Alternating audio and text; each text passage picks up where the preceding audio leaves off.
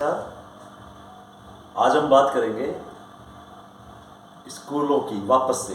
जी हाँ, स्कूल और चिकित्सा विभाग आज हम बात करेंगे दो डिपार्टमेंट्स की। पहली, कल गुरु नानक जयंती थी। गुरु नानक जयंती सिखों के प्रकाश पर्व के रूप में पूरे देश में मनाया जाता है। इस दिन पूरे देश के सरकारी विभागों में छुट्टियां होती हैं, दफ्तर बंद रहते हैं, स्कूलें बंद रहती हैं। लेकिन राजस्थान के बहरोड कस्बे में कल फिर से स्कूलें खुली हैं।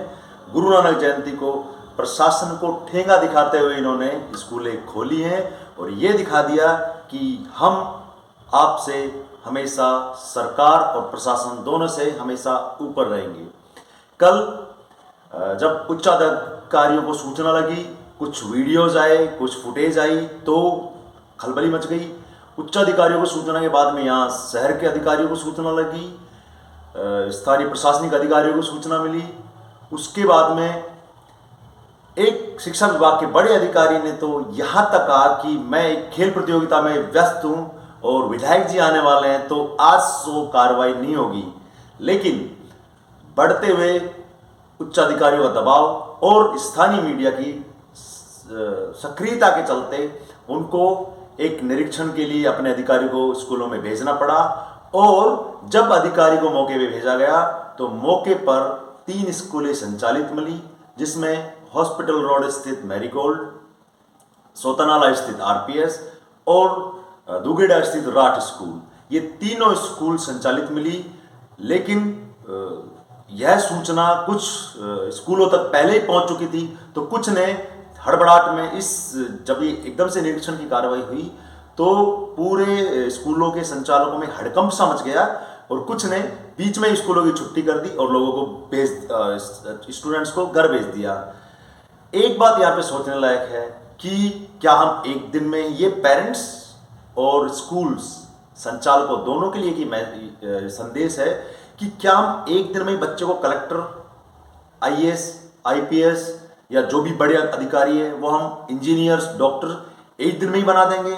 नहीं, हम में रेस लगी हुई है। उसकी स्कूल खुली है तो हम भी खोलेंगे, फलाने की खुली है तो हम भी खोलेंगे। और इस रेस के चक्कर में खुलेआम इन प्रशासनिक आदेशों की धज्जियां उड़ाई जाती हैं और सरकार को बार बार ठेंगा दिखाया जाता है। हमारी लड़ाई किसी भी स्कूल संचालक से नहीं है, ना ही किसी से पर्सनल है, लेकिन इस तरह से सरकारी नियमों की धज्जियां उड़ाने के अगर कुछ मामले सामने आते हैं तो एक मीडिया का एक उत्तरदायित्व बनता है कि लोगों को सच दिखाया जाए। एक्चुअल में स्कूलें चल रही थी। अब इसकी सूचना एक बड़े प्रशासनिक अधिकारी को भी दी गई, तहसील के, लेकिन उन्होंने यह कहकर अपना जिम्मेदारी से पल्ला झाड़ लिया, क्योंकि वो खुद छुट्टी मनाने में व्यस्त थे। यह कहकर उन्होंने पल्ला झाड़ा कि यह जो जिम्मेदारी है शिक्षा विभाग के अधिकारियों की जिम्मेदारी है, हमारी कोई जिम्मेदारी नहीं है। यदि हमारे पास ऊपर से कोई आदेश आएगा तभी हम कार्रवाई करेंगे। अरे, आप एक लाइब्रेरी बंद कराने के लिए तो आप वहां तक चले जाते हैं, कोचिंग स्कूल चलाने के लिए तो आप सील लगा देते हैं, वो कार्रवाई करने के लिए तो आपके पास में राइट्स हैं, तब वहां पे आप शिक्षा विभाग के अधिकारियों को नहीं लेके जाते। लेकिन जब ऐसी जगह होती है जहां पे पूरी शहर के सामने धूल झोंकते हुए जब ऐसी स्कूलें चलती हैं, तब आपको ये दिखता नहीं है। तब आप ये कह के पल्ला झाड़ते हैं कि हमारे कार्य क्षेत्र में नहीं है, यह शिक्षा विभाग का मामला है। अब एक हठधर्मिता इनकी इतनी देखिए कि निरीक्षण के दौरान एक निजी स्कूल की प्रिंसिपल से जब वहीं के स्टाफ ने पूछा कि ये क्या हो रहा है मैम, तो उनका कहना ये था कि कुछ नहीं, वीडियो बनाने दो, कुछ नहीं होने वाला है। जी हाँ, हम तो ये खुद मानते हैं कि कुछ होने वाला नहीं है, हम तो सिर्फ अपनी जिम्मेदारी निभा रहे हैं, क्योंकि हमें पता है कि कितने बड़े अधिकारी, बड़े नेता, ये सारे आपकी जेब में हैं। और इन पे कार्रवाई भी शायद इसीलिए नहीं होती है कि शहर के बड़े बड़े अधिकारी, टीचर्स, आपके प्रशासनिक अधिकारी, छोटे बड़े नेता, इन बिजनेसमैन, इन सभी के बच्चे आप ही की तो स्कूलों में पढ़ते हैं। अब आपकी स्कूलों में पढ़ते हैं तो आप किसी को 50% डिस्काउंट देते हैं, किसी के बच्चे फ्री में पढ़ा देते हैं, किसी को 20% डिस्काउंट देते हैं, 20 से लेके 50% तक फीस में छूट दी जाती है। उनके बच्चों को एक स्पेशलाइजेशन दिया जाता है, उनके साथ में एक स्पेशलिटी ट्रीट किया जाता है। तो आप लोगों में डर रहेगा कहां से? और गाहे बगाहे यदि कोई शिक्षा विभाग का कोई प्रोग्राम होता है तो आपसे डोनेशन ले लिया जाता है। अब और मीडिया को आप बड़े बड़े पन्ने दे देते हैं ऐड के लिए, तो ऑब्वियसली क्योंकि आपने खरीद सबको रखा है, इसमें कोई दो राय वाली बात नहीं है। और हम तो खुद मानते हैं इस चीज को कि कार्रवाई वास्तव में नहीं होने वाली है जब तक कि आप पे कोई तगड़ा डंडा नहीं आएगा। और तगड़ा डंडा जब आता है तो उसकी भी सूचना आपको पहले से लग जाती है, तो आप लोग सचेत हो जाते हैं। मैं एक चीज कहना चाहता हूं कि आप लोग ऐसा काम करते ही क्यों हैं? क्या आपके मकसद में, क्या आप वास्तव में शिक्षा देना चाहते हैं बच्चों को? अरे आप बच्चों को शिक्षा नहीं दे रहे, आप बच्चों को हमारे त्योहारों से भटका रहे हैं। गुरु नानक पर्व किस लिए मनाया जाता है, क्यों मनाया जाता है? प्रकाश पर्व के रूप में क्यों पूरे देश में छुट्टियां की जाती हैं? आपने ये बच्चों को क्या सिखा रहे हैं कि बच्चे सरकारी छुट्टी के दिन भी स्कूल जा रहे हैं? आप एक दिन में उनको कलेक्टर बना रहे हैं? नहीं, लेकिन आप में अपना एक दबदबा बनाने का, एक वर्चस्व बनाने की होड़ सी मची हुई है, और उस होड़ में आप ये बच्चों को बुला रहे हैं। क्या आपको क्या पता है कि आपका जो टीचिंग स्टाफ है या आपका जो सपोर्टिंग स्टाफ है, हमने उनके भी मन को टटोला, उनसे भी हमने जाना, इवन बच्चों से भी हमने सवाल पूछे, तो बच्चों ने तो ये कहा सीधे थे सब हमको तो बुलाया जाता है, हम इसलिए आते हैं। और उन्होंने जो स्टाफ आपका, उन्होंने दबे शब्दों में माना, क्योंकि वो मजबूरी के चलते नौकरी करते हैं, टैलेंटेड लोग हैं, गवर्नमेंट जॉब नहीं मिल पाती इसलिए आपकी स्कूल में जॉब कर रहे हैं वो। अब उनकी मजबूरी हो जाती है कि आपके निर्देशों का पालन करना, और आप लोग उनका शोषण करते हैं। अरे उनका भी मन करता है 7 दिन में, 10 दिन में कोई भी एक सरकारी छुट्टी है तो हम हमारे घर पे रहें, हम हमारे परिवार के साथ में टाइम बिताएं, हम कहीं बाहर जाएं, हम कभी इधर जाएं, लेकिन नहीं, आपने तो उनको खरीद रखा है। और ऑब्वियसली सी बात है, क्योंकि आपका व्यवहार तो हमेशा से ऐसा रहता है कि आप बिल्कुल गुलामों जैसा व्यवहार करते हैं अपने स्टाफ के साथ में। आना है मीन्स आना है, और विरोध तो आपका स्टाफ तो खुल के कभी भी नहीं कर सकता, लेकिन आप उनकी मन की बातों को भी समझिए। तो मेरा आप सबसे यही निवेदन है कि ये जो, और इसमें एक बात और ऐड करूंगा मैं, कि कल खेल प्रतियोगिता चल रही थी और इसकी सूचना सभी उच्चाधिकारियों की थी, स्कूल खुलने की। विधायक जी भी निरीक्षण के लिए आए थे। तो विधायक जी, आपका मुझे लग रहा है कि सूचना तंत्र कहीं ना कहीं कमजोर है, या तो आपको सही खबरें नहीं दी जाती, सही सूचना नहीं दी जाती। आपको यह सूचना क्यों नहीं दी गई, ये तो आप उन अधिकारियों से पूछिएगा। मजा तो तब आता जब आप इन स्कूलों का खुद निरीक्षण करते और आपको ये स्कूल मौके पे खुले मिलते।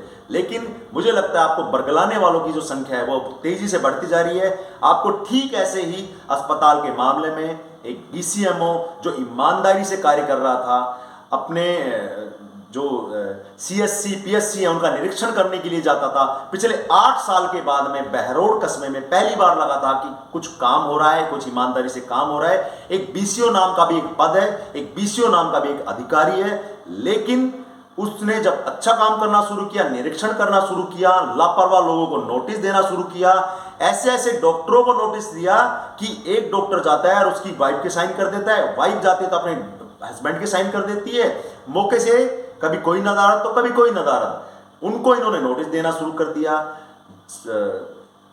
पब्लिक के लिए जो डेंगू की जांच, मलेरिया की जांच बाहर 150 से लेके, डेंगू की जांच 700 से 800 रुपए में हो रही है, मलेरिया की जांच 150 से 200 रुपए में हो रही है। इस अधिकारी ने बरडोद, गंडाला, बहरोड में डेंगू की जांच 150 रुपए की, 100 रुपए की करने के आदेश जारी कर दिए। गंडाला में डेंगू की जांच 20 रुपए, मलेरिया की जांच 20 रुपए में जारी करने के आदेश दे दिए।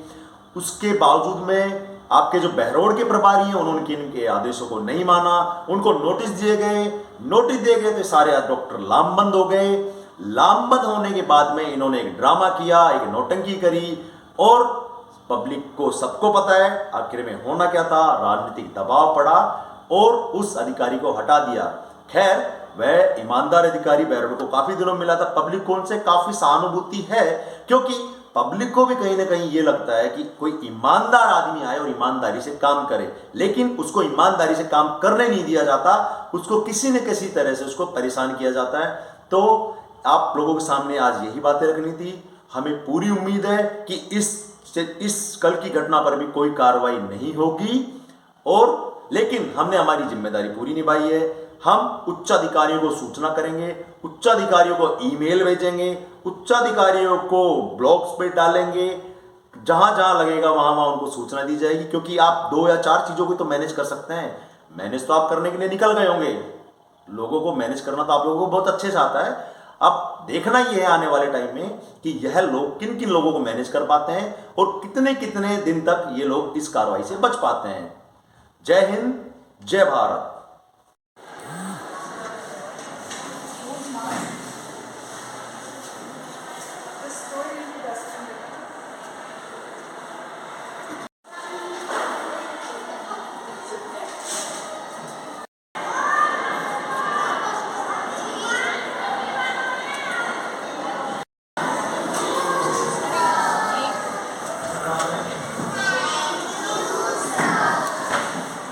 क्या कर रहा है?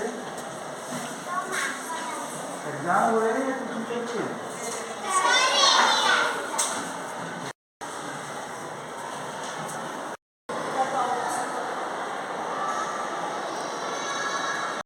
उसके बावजूद भी स्कूल संचालित है, उनको लेकर क्या कहेंगे सर? हाँ जी, देखिए सर, निश्चित रूप से ये जो है आपने ठीक कहा है। और मैंने आपको कहा कि हम केवल उनकी रिपोर्ट बना करके जो डीओ लेवल के अधिकारी हैं उनको प्रेषित करते हैं। बाकी मान्यता देने का काम और उसके संबंध में आगे कार्रवाई का काम जिला शिक्षा अधिकारी, माध्यमिक मुख्यालय, प्रारंभिक शिक्षा और माध्यमिक शिक्षा का है। ये हमारे क्षेत्राधिकार का विषय नहीं। आरपी आपके निर्देशों के अनुसार, सीबी ऑफिस के निर्देशों के अनुसार आरपी जो आपके विभाग के थे वो निरीक्षण पे गए और उनको मौके पे संचालित स्कूल मिले हैं जिनमें बाकायदा कक्षाएं चलती हुई मिली हैं। तो अब आप तो ये मानते हैं कि ये गलत है? बिल्कुल गलत है पत्रकार जी, हमने पहले भी रिपोर्ट प्रेषित की है, पुनः रिपोर्ट प्रेषित। क्योंकि ना तो शिविरा कैलेंडर में आज की छुट्टी, अब स्कूल शिविरा में भी अवकाश है और सीबीएसई के कैलेंडर में भी अवकाश है। तो कहीं ना कहीं ये स्कूलों की मनमानी सरकार पे भारी पड़ रही है। नहीं, भारी नहीं है। अब क्योंकि आप देख रहे हैं कि यहाँ पे 65वीं जिला स्तरीय क्रीड़ा प्रतियोगिता हो रही है और मैं सुबह 8 बजे से मैदान में हूँ, तो मेरे पे बहुत बड़ी जिम्मेदारी है। कल से यहाँ 54 टीमें खेल रही हैं, उनका सारा मैनेजमेंट देखना मेरा ही काम है। आज छुट्टी के बावजूद भी हमारे जो है ब्लॉक के आरपी जो है उन्हीं स्कूलों में गए हैं, आपके साथ विजिट की है। तो ब्लॉक कार्यालय की तरफ से मैं नहीं समझता कि हमारी तरफ से कोई कमी है। तो आरपी साहब ने आपको अभी रिपोर्ट नहीं दी, अभी वो पहुंचे ही है, तो अभी रिपोर्ट आएगी। वैसे हम उच्च अधिकारियों को तो रिपोर्ट आने के बाद में हम उम्मीद करें कि कुछ कड़ी कार्रवाई होगी। बिल्कुल कड़ी कार्रवाई। Thank you.